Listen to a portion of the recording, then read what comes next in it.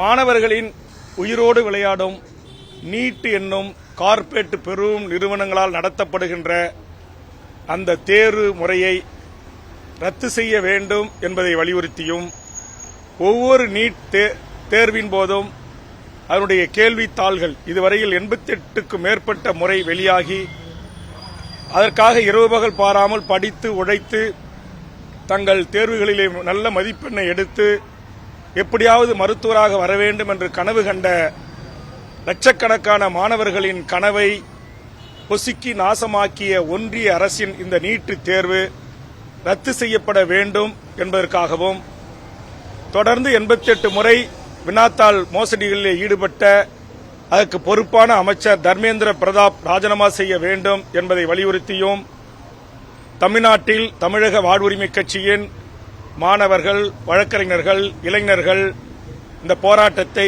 அதனுடைய தலைமை அலுவலகத்தில் எடுத்திருக்கிறார்கள். அவர்களுக்கு தமிழக வாழ்வுரிமை கட்சி தனது வாழ்த்துக்களையும் பாராட்டுக்களையும் தெரிவித்துக் கொள்கிறது. இந்த போராட்டத்தை இந்த மாணவர் செல்வங்கள் இங்கே எடுப்பதற்கான காரணம், தற்போது இந்தியாவின் தலைநகரான டெல்லியில் காக்ரோச் என்னும் கரப்பான் பூச் கட்சி அங்கு ஜனநாயக ரீதியாக இந்த கேள்வித்தாள் முறைகேடுகளை கண்டித்தும் அதற்கு பொறுப்பான அமைச்சர் ராஜினாமா செய்ய வேண்டும் என்று வலியுறுத்தியும் நடந்த போராட்டத்தில் ஒன்றிய அரசின் சிஆர்பிஎஃப், ஆர்பிஎஃப், காவல்துறை காட்டுமிராண்டித்தனமாக அவர்களை தாக்கி அடித்து கைகால்களை உடைத்து 5க்கும் மேற்பட்ட மாணவர்கள் உயிர் இறப்புக்கு காரணமாக இருந்திருக்கிறார்கள். அதுபோன்று தமிழ்நாட்டில் அதற்கு ஆதரவாக போராடிய, நீட்டுக்கு எதிராக போராடிய மாணவர்கள் கைது செய்யப்பட்டிருக்கிறார்கள். தமிழ்நாட்டிலும் ஒரு சில இடங்களில் காவல்துறை அத்துமீறி நடந்து கொண்டிருக்கிறது. இதை அனைத்தும் கண்டிக்கின்ற வகையிலும் நீட் தேர்வை முழுவதுமாக ரத்து செய்ய வலியுறுத்தியும் தர்மேந்திர பிரதாப் ராஜினாமா செய்ய வலியுறுத்தியும் இங்கே மாணவர்கள் அமைப்பினர் இந்த போராட்டத்தை முன்னெடுத்திருக்கிறார்கள். அவர்களோடு தமிழக வாழ்வுரிமை கட்சி அவர்களுக்கு ஆதரவாக பாதுகாப்பு அரணாக இந்த போராட்டத்தில் நானே பங்கெடுத்து கலந்து கொண்டு அவர்களுக்கு ஆதரவு தெரிவித்திருக்கிறேன்.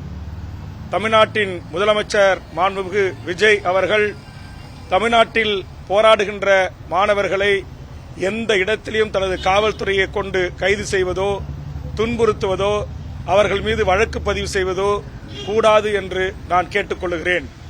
காரணம், நீங்கள் லட்சக்கணக்கான மாணவர்கள் மத்தியில், இளைஞர்கள் மத்தியில் தேர்தலின் போது வாக்கு கேட்டபோது தமாக ஆட்சிக்கு வந்தால் நீங்கள் நீட் தேர்வை ரத்து செய்வோம் என்று அறிவித்தீர்கள். கடந்த காலங்களில் ரத்து செய்வோம் என்று அறிவித்த திமுகவை கடுமையாக விமர்சனம் செய்து அவர்களை மக்களிடத்தில் கொடுத்த வாக்குறுதியை காப்பாற்றாதவர்கள் என்று குறை கூறி ஆட்சிக்கு வந்தீர்கள்.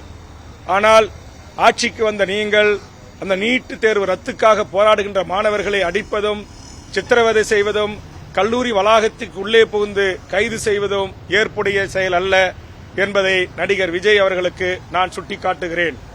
அந்த வகையில் லட்சக்கணக்கான மாணவர்களின் மருத்துவ கனவோடு விளையாடுகின்ற மிக மோசமான, ஆண்டொன்றுக்கு 35,000 கோடி இன்றைக்கு கொள்ளையில் ஈடுபடுகின்ற இந்த நீட் என்னும் பன்னாட்டு கார்ப்பரேட் பெரும் முதலாளிகளால் இன்றைக்கு லாபம் ஈட்டுவதற்கு நடத்தப்படுகின்ற இந்த தேர்வு முறை அடியோடு ஒழிக்கப்பட வேண்டும், முற்றுமுழுமாக ரத்து செய்யப்பட வேண்டும் என்று வேண்டுகோள் வைக்கின்றேன். அதுவரையிலும் இன்றைக்கு ஜந்தர் மந்தர் டெல்லியிலும் தமிழ்நாட்டிலும் ஆங்காங்கே போராடுகின்ற மாணவர்களுக்கு ஆதரவாக, இளைஞர்களுக்கு ஆதரவாக தமிழக வாழ்வுரிமை கட்சியும் இந்த போராட்டத்தை முன்னெடுக்கும் என்பதை தெரிவித்துக் கொள்கிறேன். நன்றி. வேற கேள்வி இருந்தா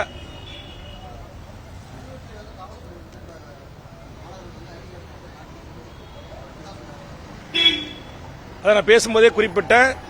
அப்படி எந்த மாணவர்களையும் தமிழ்நாடு காவல்துறை மிரட்டக்கூடாது. தமிழ்நாடு அரசின் கொள்கை முடிவு என்னவோ அந்த கொள்கை முடிவை வெற்றிகரமாக நிறைவேற்றுவதற்காகத்தான் எனது அருமை மாணவர் சமூகம் வீதிக்கு வந்து போராடி கொண்டிருக்கிறது.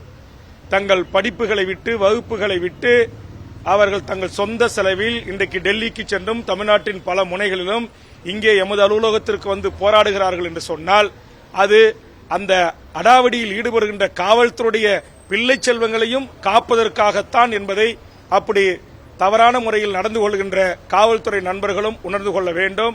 அவர்கள் கண்ணியமான முறையில் கையாளப்பட வேண்டும் என்று தமிழக வாழ்வுரிமை கட்சி தமிழக காவல்துறைக்கு வேண்டுகோள் முன்வைக்கிறது.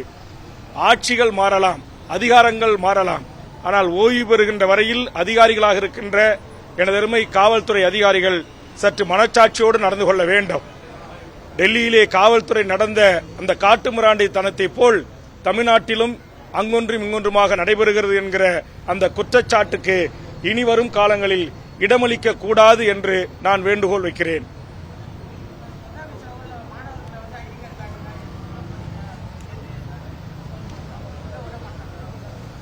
அதான் சொன்ன செய்யக்கூடாது, உடனடியாக நிறுத்தப்பட வேண்டும். மாணவர்களுடைய ஜனநாயக உரிமை போராடுவது, அதைத்தான் எல்லா ஆட்சி காலத்திலும் மாணவர்கள் போராடி இருக்கிறார்கள். அதனால் மாணவர்களுடைய அந்த போராட்ட உரிமையை எந்த விதத்திலும் தமிழக அரசு, தமிழக காவல்துறை நசுக்கக்கூடாது என்பதுதான் எமது வேண்டுகோள்.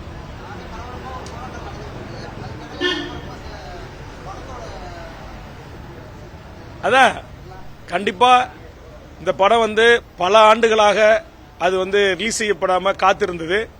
இன்றைக்கு 5க்கும் மேற்பட்ட மாணவர்கள் செத்து இருக்கின்ற போது, 100க்கும் மேற்பட்ட மாணவர்கள் காயம்பட்டு மருத்துவமனையில் அனுமதிக்கப்பட்டிருக்கிற போது இந்த படத்தினுடைய வெளியீடை மாண்புமிகு முதலமைச்சர் அவர்கள் தள்ளி வைத்திருக்கலாம்.